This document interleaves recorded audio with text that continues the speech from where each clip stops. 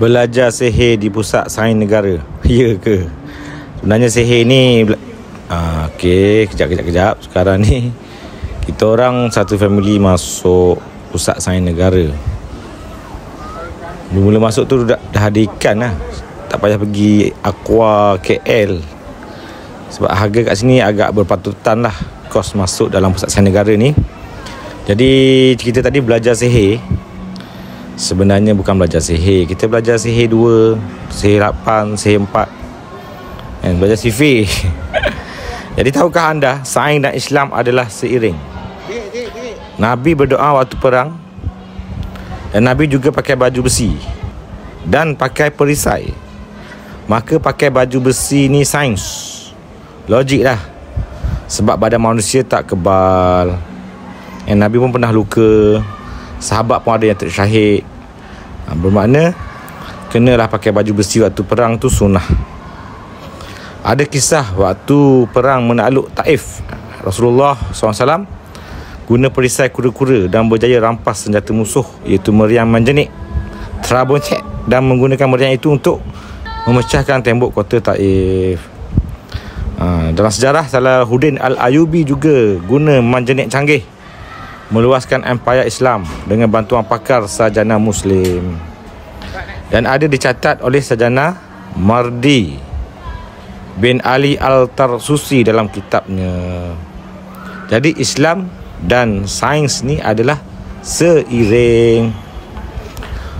Contoh lain, waktu perang Khandaq, Nabi yang dah ada wahyu tetap bermesyuarat, dan Salman Al-Farisi telah bagi kaedah sains dalam perang, iaitu gali parit untuk rendahkan posisi musuh, dan Nabi setuju. Jadi perang Khandaq tu sebenarnya sains lah, dan Islam menang, alhamdulillah. Ada kisah sahabat tak ada senjata nak pergi perang dan bawa periuk. Nabi tanya bagaimana nak guna periuk waktu perang. Sahabat ni cakap kawan dia ada lembing, nanti dia akan serkup kepala musuh dan buka tepat waktu kawannya lembing. Nabi tersenyum melihat sahabat ini dalam perang, sewaktu berjaya membunuh musuh bersama alat memasak je. So guna sains, insyaAllah. Ada juga kisah sahabat petani nak kahwin dengan pokok dan minta pendapat Nabi. Maka Nabi yang pakar beragama berkata, kamu lebih mengetahui hal urusan kamu. Jadi dalam Al-Quran pun ada firman Allah Subhanahu Wa Taala, iaitu tanyalah pada pakar, bertanyalah pada ahlinya, kan? Jadi Nabi tak tolak sains. Nabi suruh bab sains serahkan pada yang pakar. Jadi ringkasnya, sains adalah asbab. Dengan sains, hidup akan lebih mudah. Dulu cabut gigi tanpa bius, dulu bersunat tanpa bius, dulu bersunat kena rendam dalam sungai. Sekarang budak-budak boleh main game sambil bersunat pakai laser je. Dulu bayi songsang buatkan ibu tumpah darah, dan ramai ibu-ibu yang telah terkorban waktu melahirkan anak. Sekarang songsang, bius, bedah, insyaAllah selamat. Kadar kelahiran bayi sejak sains ada ni pun dah berkurang. Semuanya dengan izin Allah. Jadi sains ni memudahkan hidup. Buat apa kita nak tolak? Satu lagi, tanpa sains kita akan mudah kena tipu. Korang tahu tak bahawa si penipu berjaya tipu orang adalah sebab si tertipu tidak celik sains. Saya ulang si penipu berjaya tipu orang adalah sebab si tertipu tidak celik sains. Itu ada Maulana bagi tahu, orang yang yakin dengan sains adalah syirik. Tapi orang yang guna sains tanpa yakin pada Allah tapi guna sains adalah orang yang bijak. Okey. So balik tadi pada istilah si penipu berjaya tipu orang adalah sebab si tertipu tidak celik sains. Contoh, ramai orang kena tipu beli produk mengarut dah mahal, seperti filter water alkali, konon boleh sembuh penyakit kanser. Ada yang jual gelang magnet, konon boleh tolak aura jahat. Ada jual ubat kuat, konon boleh besarkan zakat. Tali tangkal, konon boleh bagi ilmu kebal. pil tajam minda konon boleh lulus exam. Cicak tokek kononnya boleh ubat HIV. Air jampi boleh ubah jadi kaya. Ubat cacing boleh sembuh COVID dan sebagainya. Yang mana orang-orang yang jual ambil kesempatan atas kebodohan pembeli dengan mereka-reka cerita karut yang tiada asas sains. Ada pakar motivasi yang mengatakan kita belum guna otak 100%. Kita hanya guna 10% kononnya. Jadi untuk cerdik kena datang ceramah motivasi saya yang mahal atau beli produk kismis saya yang juga mahal untuk menjadikan otak kembali berfungsi 100% kononnya, padahal kena tipu. Sebab Allah Subhanahu Wa Taala buat otak kita berfungsi 100%. Cedera sikit otak boleh lumpuh satu badan. Jadi sila belajar bahasa English dan Google benda ni jika nak tahulah pasal otak ni. Ada yang jahil sains kata manusia ke bulan tu tipu, siap berhujah. Kenapa sekali je pergi bulan? Padahal dah 6 kali dah orang ke bulan. Korang je tak tahu. Dan sekarang orang dah nak kemarih dah. Tapi korang masih percaya bumi ni rata dan satelit tu CGI. Aduhai. Bab perubatan pun sama. Tak nak guna sains. Nak guna perubatan tradisional yang belum terbukti lagi keberkesanannya. Ada yang makan sup ketam lah, macam-macam lah kan. Jadi ada orang yang kena kecil manis, darah tinggi, orang tak nak makan ubat hospital, lepas tu dia makan ubat-ubat yang tradisional ni, yang testimoni punya ubat. Lepas tu tak lama meninggal, tak lama lagi tu. Itu sebab jahil sains. Jadi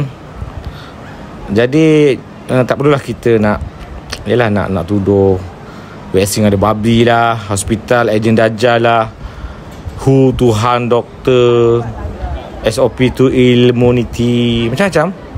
Sedangkan pakar perubatan Al-Quran macam arwah Datuk Harudin yang banyak menggunakan Al-Quran sebagai kaedah rawatan, tapi tidak tolak sains, yang mana bila arwah sakit jantung telah pergi berubat di IJN, Institut Jantung Negara. Jadi agama penting agar tak kena tipu berakhirat, dan sains penting agar tak tipu di dunia. Sebab itulah kita hantar anak kita sekolah belajar sains agar tak kena tipu. Orang jual produk, buat demo yang tak logik kan. Macam silap mata tu semuanya ilusi sahaja. Sihir tak wujud pun dekat orang magic ni kan.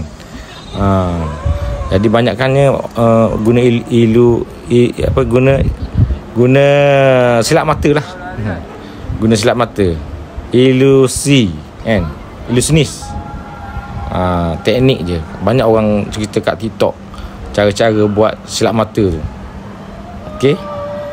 Jadi apabila kisahnya, bila jahil sains, senanglah kena tipu dengan scammers.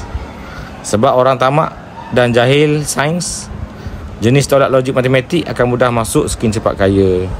Percaya cari download piramid boleh jadi kaya. Percaya goyang kaki boleh dapat duit. Yang percaya dunia ni tak payah susah-susah, dan tak pernah serik kena tipu je memanjang. Aduhai. Padahal kita fikir logik lah. Kalau orang jumpa lomba emas, takkanlah dia nak bagi tahu kita. Tentu dia gali je, dia gali seorang-seorang je. Tapi kalau dia datang ketuk pintu rumah kita, ajak melabur cari lomba emas, sebenarnya kita lah lomba emas tu. Sila guna common sense. Jadi kenapa jadi masalah orang ramai kena tipu ni? Sebab kita tak rujuk pakar kan. Ada ke bab bumi rata kita nak rujuk pada bomoh, pada YouTuber, sedangkan orang yang pergi angkasa, Syekh Muzaffar dah pergi angkasa dah, tak nak rujuk. Bab vaksin kan, kita rujuklah doktor pakar, doktor vaksin.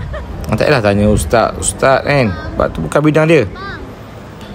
Ada yang selamba rujuk laman web sampah, atau laman web teoris konspirasi, atau video reverse yang boleh dibuat oleh semua orang. TikTok ni, YouTuber ni, semua orang boleh buat.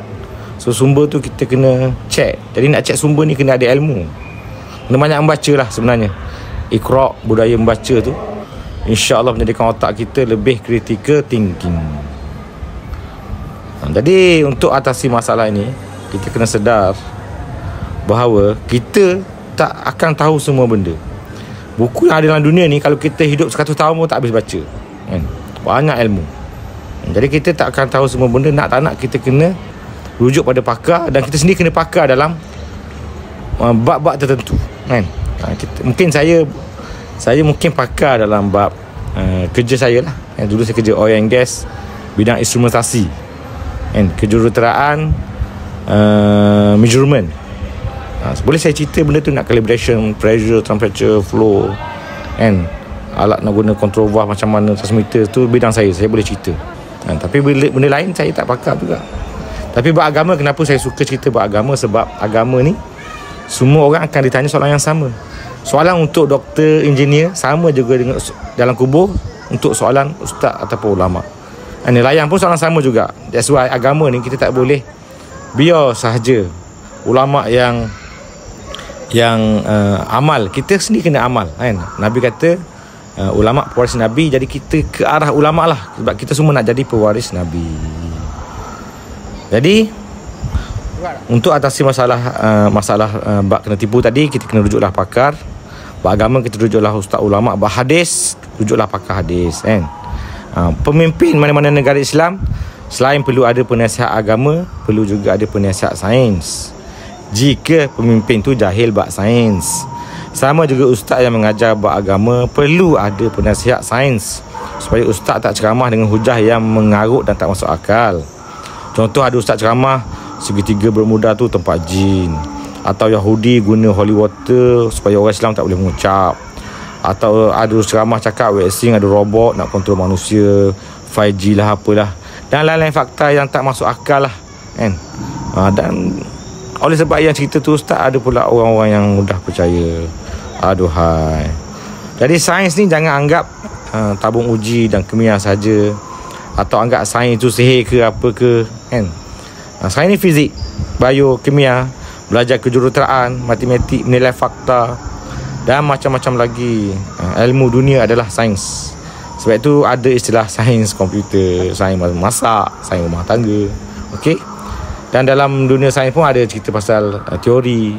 Jadi jangan samakan teori konspirasi dengan teori Newton ke teori dalam sains kan. Teori evolusi ke, sebab teori itu pun dia adalah fakta juga.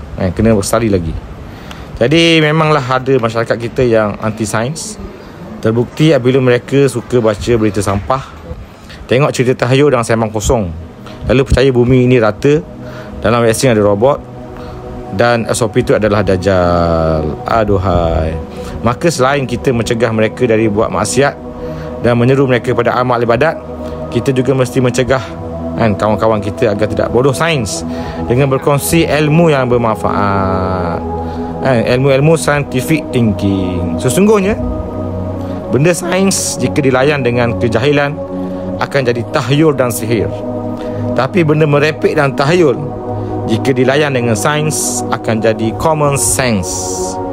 Now you know. Okay, jumpa lagi di video akan datang. Sekian bebelan hari ini, semoga ada manfaat. Sila like, subscribe, tekan loceng, komen. Semoga video-video Abang Kita Mayat bagi manfaat.